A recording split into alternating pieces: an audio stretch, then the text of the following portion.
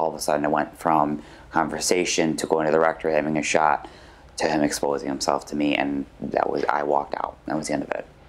A quick moment leaves an indelible mark on a Western New York Catholic who tonight is sharing his story for the first time publicly with the 7 Eyewitness News I-Team. It has been 1 month since a 7 Eyewitness News I-Team investigation into sexual abuse by Catholic priests led to calls for Bishop Richard Malone to resign. And tonight, one of the priests we first detailed in that investigation, Father Robert Yetter, is being accused again. As 7 Eyewitness News I-Team Chief Investigator Charlie Specht explains, this new accuser says Father Yetter tried to take advantage of him when he was most vulnerable.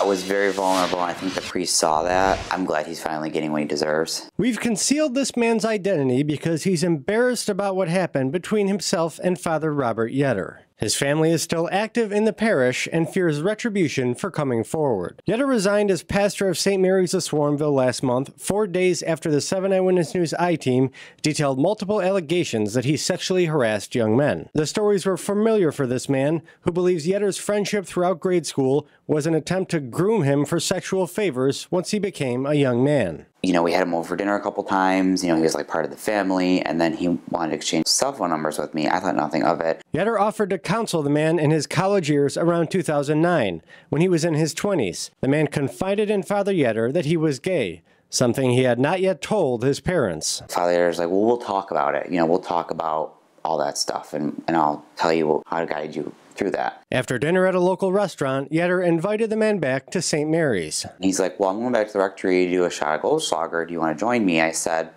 I guess I'll do a shot and then I'll leave. We're sitting there watching TV and we're talking a little bit more, and all of a sudden he comes up to me, you know, with his pants down, like he wanted oral sex, and I was like, no.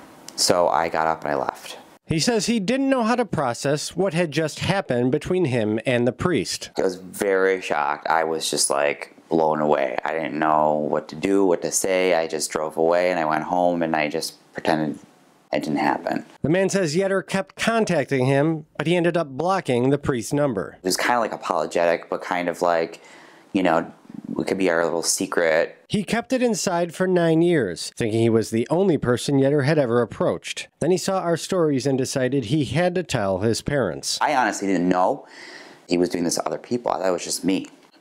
So I kind of felt very relieved that it wasn't just me. Yetter this weekend left the I-Team a voicemail with his side of the story. He didn't deny the encounter, but suggested the man acted differently. Yetter declined a phone interview, but gave us permission to play this message. Hello, Charlie. This is Reverend Robert Yetter. That person, the way he says they got up and left, but just to ask him that, did he stay for a bit? That he took off his clothes, that he stayed for a little bit, he went in, took a shower, and then said goodnight after that.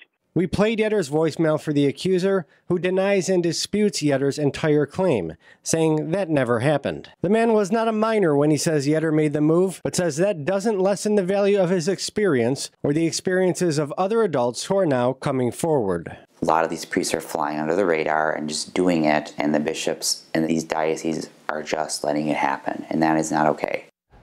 Now, we reached out to the diocese for a comment, and a spokeswoman had no comment other than to say she encourages the man to make a report to law enforcement and the diocese. The diocese also refused to say whether it plans to defrock or laicize Father Yetter, which would take away his responsibilities and his status as a Catholic priest. He's officially retired, but like many of these accused priests, is still receiving a pension from the diocese. When is the last time that we've heard from the bishop, Charlie? You know, it's been more than a month now since he sat in the chapel of Stanislaus Church and said that he was not going to resign, and even then he did not take questions at that event. It sure is striking to hear Father Yetter speak in that voicemail message. Thank you very much, Charlie.